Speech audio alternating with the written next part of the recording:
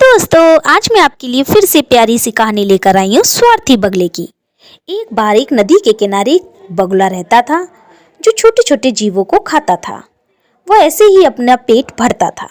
धीरे धीरे समय बीतता गया और वो छोटे छोटे कीड़े मकोड़ों को खा खा के पेट भरता रहा। बहुत समय के बाद थोड़े दिनों के बाद बगुला बूढ़ा हो रहा था। उसको बूढ़े की हालत में देखते देखते शिकार करने में अब उसे आनंद नहीं आ रहा था, क्योंकि अब उसमें उतनी ताकत नहीं थी। इसलिए वो हमेशा परेशान रहता था और जितनी भी उस तालाब के किनारे वो मछलियाँ थीं वो बड़े मज़े से रहने लगी, क्योंकि बगुला बड़ा उदास रहता था और वो मछलियों का शिकार नहीं कर पाता था। इसलिए मछलियाँ बड़ी खुश थीं।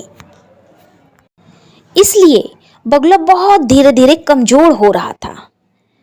कुछ समय के बाद बगुले ने सोचा कि अब तो मेरी चोंच में कोई भी जीव जंतु नहीं फंसता और ना ही मैं उनको पकड़कर खा पाता हूँ, ना ही मेरा शरीर काम करता है।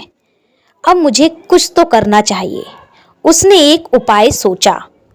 उसने सोचा कि क्यों ना मैं सारे जीव जंतु को इकट्ठा करके एक बात कहता हूँ।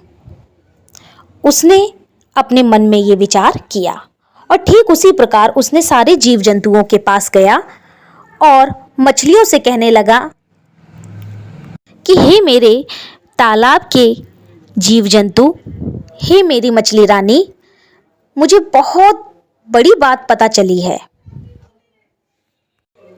मछली केकड़े ने कहा, वो क्या? उसने कहा कि मुझे अभी अभी पता चला है कि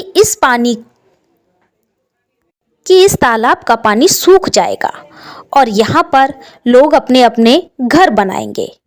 इस प्रकार से उसने उन लोगों से ये बात कह दी। अब वहाँ के केकड़ा मछली सारे विचार करने लगे कि अब हमें क्या करना चाहिए।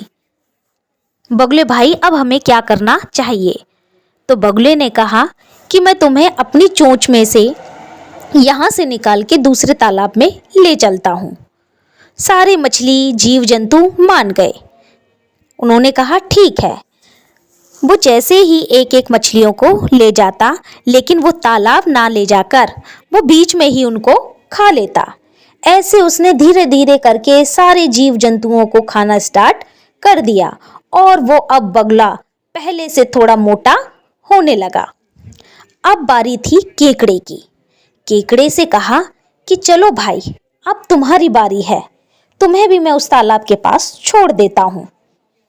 केकड़ा बोला ठीक है।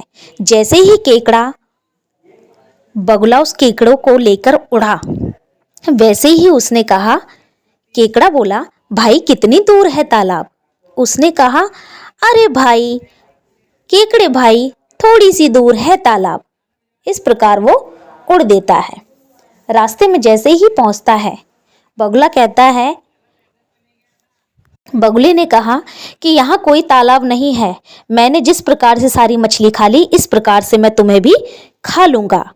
केकड़े को बहुत तेज गुस्सा आता है और उसने उसकी गर्दन से पकड़ लेता है। जैसे ही गर्दन को पकड़ता है और तोड़ देता है।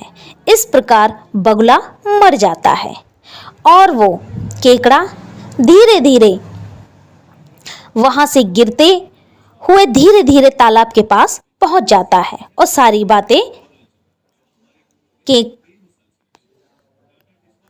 बातें उसको बता देता है।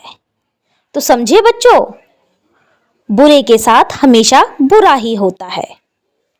अगर मेरी कहानी अच्छी लगे तो प्लीज़ सब्सक्राइब करना।